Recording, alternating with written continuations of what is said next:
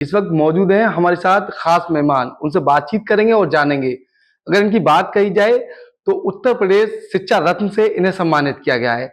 साथ ही उत्तर प्रदेश के डीजीपी प्रशांत कुमार के द्वारा इन्हें ये पुरस्कार दिया गया है। उत्तर प्रदेश शिक्षा रत्न से पुरस्कार पाने वाले ये उत्तर प्रदेश के इकलौते ऐसे सचिव हैं जिन्हें ये पुरस्कार मिला है। साथ ही अगर बात उपलब्धि की कही जाए तो शिक्षा के क्षेत्र में तमाम जो उत्कृष्ट कार्य होते हैं उन्हें करने के बाद ये पुरस्कार दिया जाता है। हेरिटेज इंटरनेशनल स्कूल के ये सचिव हैं, इनसे बातचीत करेंगे। सर, एबीपी लाइव में आपका स्वागत है। क्या कुछ कहना चाहेंगे? नाम क्या आपका? मेरा डॉक्टर राकेश नंदन। बहुत बहुत धन्यवाद आपका, जो आज आप मुझसे साक्षात्कार करने के लिए आए।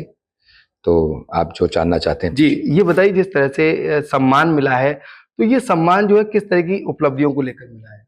ये हमारी एसोसिएशन, अगर आप पहले चले तो स्कूल भी बहुत पुराना है, लगभग 20 साल प्लस स्कूल हो चुका। और पब्लिक स्कूल डेवलपमेंट सोसाइटी, जो अलीगढ़ की पब्लिक सोसाइटी है, एसोसिएशन है, वो भी अब लगभग 17 साल पुरानी हो चुकी है। 2008 में इसका निर्माण हुआ था और लगभग सारे स्कूल यहाँ पे उसमें मेंबर्स हैं, चाहे वो सिकंदराबाद के हों, हाथरस के हों, अलीगढ़ के हों और अतरौली के हों। ये सारे स्कूल्स हमारे एसोसिएशन में आते हैं। उनकी तरफ से मुझे रिप्रेजेंट करने का मौका मिला 21 सितंबर को, सैटरडे को, लखनऊ में। और यहाँ डीजीपी के द्वारा इस पुरस्कार को, इस अवार्ड को मुझे दिया गया। ये बताइए, जिस तरह से आपको अवार्ड मिला है, तो क्या तैयारियां थी? और जो स्कूल का जो नाम था, लगातार अलीगढ़ में तो स्कूल का नाम है ही, लेकिन कहीं ना कहीं ये अवार्ड मिलने के बाद उत्तर प्रदेश में ये स्कूल अपना अलग मुकाम हासिल कर चुका है, उसके लिए क्या कहना है? देखिए, अवार्ड का तो हमें पता भी नहीं था। हम तो गए थे एक मीटिंग के लिए, जो कि बहुत पूरे दिन का एक एजेंडा था। उसमें कई सारी इंपॉर्टेंट बातें होनी थी। स्कूल सेफ्टी के बारे में बात होनी थी, स्कूल सेफ्टी रेगुलेशन एक्ट के बारे में बात होनी थी, आरटीई एक्ट के बारे में बात होनी थी। उसी दौरान ये भी पता चला कि शिक्षा रत्न जो जो स्कूल के उस पर काफ़ी काम कर चुके हैं, डॉक्टर अतुल श्रीवास्तव, हमारे प्रेसिडेंट, जो पूरे यूपी स्कूल एसोसिएशन के प्रेसिडेंट हैं, उन्होंने ये डिक्लेयर किया कि हम शिक्षा रत्न का अवार्ड भी देंगे और उसमें से आपका नाम चुना गया है और आपको ये अवार्ड डीजीपी द्वारा दिलाया जाएगा। ये बताइए, जिस तरह से जो नाम आपका आया है इसमें उत्तर प्रदेश शिक्षा रत्न अवार्ड में, तो किस तरीके का अवेयरनेस करेंगे? क्योंकि स्कूलों में तमाम तरह की परेशानियों का सामना लोगों को करना पड़ता है, चाहे वो अभिभावक हों या फिर छात्र हों, तो उनके लिए आपकी तरफ से क्या कुछ रहेगा? देखिए, हम लोग तो बहुत भरसक प्रयास करते हैं कि किसी तरह से हमारे यहाँ के बच्चों को किसी तरह की परेशानी नहीं हो।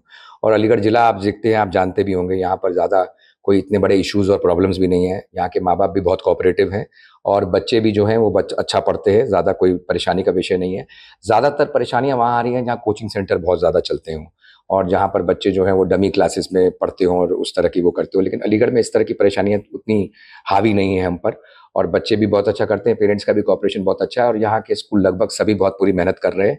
और हम ये इंश्योर करते हैं कि बच्चे को स्ट्रेस फ्री एनवायरनमेंट दिया जाए और माँ-बाप भी उसमें बहुत उसका आनंद लें। और अगर आप बात करते हैं, एक इम्पॉर्टेंट बात जो मैं आपको बताना बहुत ज़रूरी है, आप बगल के ज़िलों में जाएँ, जैसे आगरा, आप लखनऊ में बात करें, नोएडा की बात करें, आप अपने एनसीआर की बात करें, तो वहाँ स्कूल की फ़ीस भी बहुत अच्छी ली जाती है और बहुत सारी। लेकिन हमारे अलीगढ़ में स्कूल की फ़ीस भी बहुत बजट फ़ीस होती है और उसमें हम बहुत सारी सुविधाएँ और फैसिलिटीज़ अपने बच्चों को प्रोवाइड कराते हैं। और शिक्षा रत्न मिलने के बाद ज़ाहिर-सी बात है कि ज़िम्मेदारी आपके ऊपर और बढ़ जाती है और यही तमाम कोशिश रहेंगी कि आगे चलने के बाद हेरिटेज इंटरनेशनल स्कूल को हम पूरे जनपद में, पूरे प्रदेश में इसका नाम हो, बहुत अच्छा नाम हो और अच्छी शिक्षा हम दें अपने बच्चों को। शिक्षा रत्न मिलने के बाद क्या कहेंगे, शिक्षा के क्षेत्र में और कुछ क्या करना चाहेंगे? क्योंकि ये एक बड़ा जो है अचीवमेंट है जो आपके द्वारा हासिल किया गया है। तो शिक्षा के क्षेत्र में ऐसा क्या काम आपने करने की सोचा है जिससे कहीं न कहीं जो शिक्षा के क्षेत्र में शिक्षा रत्न मिला है, उसका नाम और भी ज़्यादा अव्वल हो? को सोचा तो बहुत कुछ है, लगे हुए भी हैं, 20 साल से प्रयास कर रहे हैं। बहुत छोटी उम्र थी तब से मैं लगा हुआ हूँ और उम्मीद करता हूँ कि और आपके अलीगढ़ जनपद से बच्चों को बाहर ना जाना पड़े। पहले तो ये प्रयास रहेगा कि बच्चे अपनी 12th तक की एजुकेशन जो है वो अलीगढ़ में ही पूरी करें और यहाँ ही पे पढ़ने के बाद बड़े-बड़े कॉम्पिटिटिव एग्जामिनेशंस को क्रैक करें और तभी यहाँ से जाएँ। और हमारे यहाँ भी तो अब माहौल बहुत अच्छा है। हमारे अलीगढ़ मुस्लिम यूनिवर्सिटी ऑलरेडी बहुत अच्छी है। उसके अलावा भी बहुत सारे यहाँ पर अच्छे-अच्छे प्राइवेट कॉलेज खुल गए हैं। तो उम्मीद यही रहेगी कि बच्चों को अलीगढ़ में कम से कम इस जनपद में 12th तक की पढ़ाई के लिए किसी भी तरह से बाहर जाने की ज़रूरत ना पड़े और वो यहीं पे पढ़ें और अच्छी शिक्षा दिलाई जाए। मानकों का ध्यान रख कर के सारे स्कूल चलें और जो अगर मान लीजिए ज़्यादा कुछ गलतियाँ हो भी जाती हैं किसी स्कूल से, तो वो उसको ना करे और उसको हटाए अपने सिस्टम से। ये बताइए सर, जिस तरह से शिक्षा रत्न मिला है आपको, कहीं न कहीं जो टीचर्स होते हैं और स्टूडेंट होते हैं, उनके बीच में सामंजस्य स्थापित नहीं हो पा रहा है, जिसके चलते तमाम तरह की जो घटनाएं वो भी सामने आ रही हैं। तो एक बड़ी चुनौती है, क्योंकि तमाम सरकार जो अवेयरनेस प्रोग्राम चला रही है, चाहे वो महिला सशक्तिकरण हो उसके थ्रू चला रही हो, चाहे फिर तमाम जो एजेंसी है उनके थ्रू स्कूल और कॉलेजों में लगातार अधिकारी ये अभियान चला रहे हैं। तो क्या कुछ कहेंगे उसके लिए, क्योंकि स्कूलों में टीचर्स और जितने भी छात्र होते हैं उनके उनके बीच में जो सामंजस्य स्थापित नहीं हो पा रहा है, जिसके चलते चाहे तमाम अन्य स्कूलों की बात करें, तमाम आरोप प्रत्यारोप चलते रहते हैं, छात्र लगाते हैं, लेकिन उनके लिए आपके द्वारा क्या कुछ किया जाएगा? देखिए, आपकी बात में से मैं सहमत हूँ। पहला बच्चा डिसिप्लिन जो है वो अपने घर से और अपनी माँ से सीखता है, क्योंकि वो सर्वप्रथम वहीं से आता है, फिर पढ़ने के लिए वो स्कूल में आता है, फिर उनकी टीचर्स उनको सिखाती हैं। अब माहौल बहुत बदल चुका है, ख़ास तौर से कोविड के बाद आप देखेंगे कि बच्चे 2-3 साल ऑनलाइन पद्धति में पढ़ते रहे, फिर वापस ऑफलाइन में आए, तो बहुत सारी प्रॉब्लम्स रहीं इस कोविड के बाद से। उसके बाद से उभरने की कोशिश कर रहे हैं और अब आप बच्चे को मार-पीट भी नहीं सकते, कुछ कह भी नहीं सकते। तो ऐसी स्थिति में हमारे वक़्त में तो ऐसा नहीं होता था, अगर हम कुछ गलतियाँ करते थे तो हमारे टीचर्स हमें पनिशमेंट भी दिया करते थे और हमें डाँटा भी किया करते थे। लेकिन अब ये ना करते हुए हमें ये स्थापित करना है कि बच्चे अच्छे से पढ़ सकें, किसी तरह की परेशानी ना हो। ये अपने आप में एक चैलेंज होता है, लेकिन टीचर्स और बच्चों का कोऑर्डिनेशन आप ये देखिए, मुझे जहाँ तक लगता है अगर आप बात करते हैं प्राइवेट स्कूल्स में तो ये बहुत अच्छा होता है और बच्चे अपने टीचर्स की बात भी बहुत मानते हैं, सुनते भी हैं उनकी बातों को और अच्छा करते भी हैं और अच्छा कर भी रहे हैं और आगे अच्छा करेंगे भी। अभी बीते दिन आत्महत्या दिवस गया है, लोगों को, छात्रों को जागरूक किया गया। वीसी नईमा खातून से एबीपी लाइव ने बातचीत की। उनका ये कहना था, चाहे वो स्कूल हो, कॉलेज हो या यूनिवर्सिटी हो, उनके द्वारा एक आग्रह किया गया था कि बच्चों से टीचर तो बात करते ही हैं, उन्हें समझाते हैं, लेकिन अभिभावकों को भी बच्चों को समय देना चाहिए। क्या इस प्रक्रिया को आपके स्कूल या कॉलेजों में भी आगे बढ़ाया जाएगा? नहीं, ये तो बहुत इम्पोर्टेंट बात है, क्योंकि मुश्किल से 5 या 6 घंटा बच्चा आपका हमारे स्कूल में रहता है। 24 घंटे के दिन में 18 घंटे बच्चा अपने माता-पिता के पास ही रहते हैं।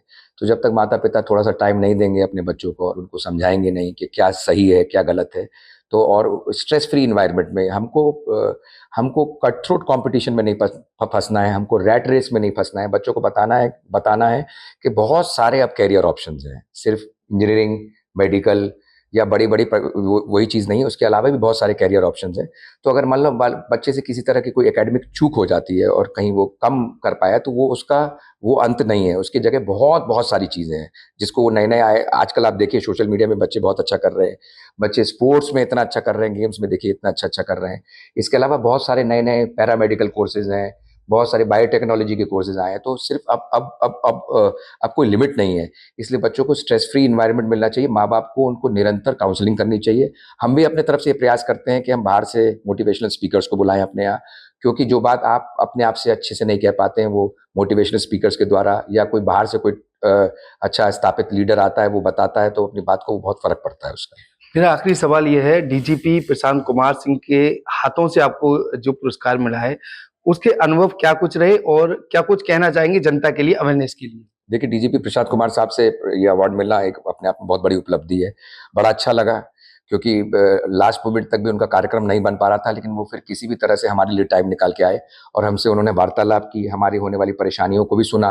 उन्होंने ये भी कहा कि नोडल ऑफिसर्स भी बनाए जाएंगे, जिससे कि कोई अप्रत्याशित घटना अगर किसी स्कूल में हो जाती है किसी तरह की, तो नोडल ऑफिसर्स को सुने, उस पर वो एकदम निष्पक्ष कार्रवाई करें और तब समझ के। तो उनके आने पर बहुत फ़र्क पड़ा और बहुत अच्छा लगा और बड़ा गौरवान्वित महसूस किया। इतने स्कूलों के बीच में आप इतने एसोसिएशन, करीब 250-200, मेरे ख्याल से 500-800 स्कूल तो वहाँ मौजूद थे और लगभग 100-150 स्कूल एसोसिएशन वहाँ पर आई हुई थी। तो उससे बड़ा फ़र्क पड़ता है, उससे आपको बड़ा हौसला अफजाई हुई आपकी, आपको लगा कि अभी आगे बहुत कुछ करना है और मैं उम्मीद करता हूँ कि शिक्षा के उसमें क्षेत्र में हम बहुत अच्छा काम करेंगे और हेरिटेज का परचम लहरेगा। जी बिल्कुल। डीजीपी प्रशांत कुमार के हाथों शिक्षा रत्न मिलने के बाद लगातार उनसे ये इनकी बातचीत भी हुई, साथ ही डीजीपी प्रशांत कुमार के द्वारा बताया गया है स्कूल और कॉलेजों में नोडल अधिकारी भी नियुक्त किए जाएंगे, जिससे हर रोज स्कूल और कॉलेजों में होने वाली घटनाओं पर लगाम लगाया जा सकता है।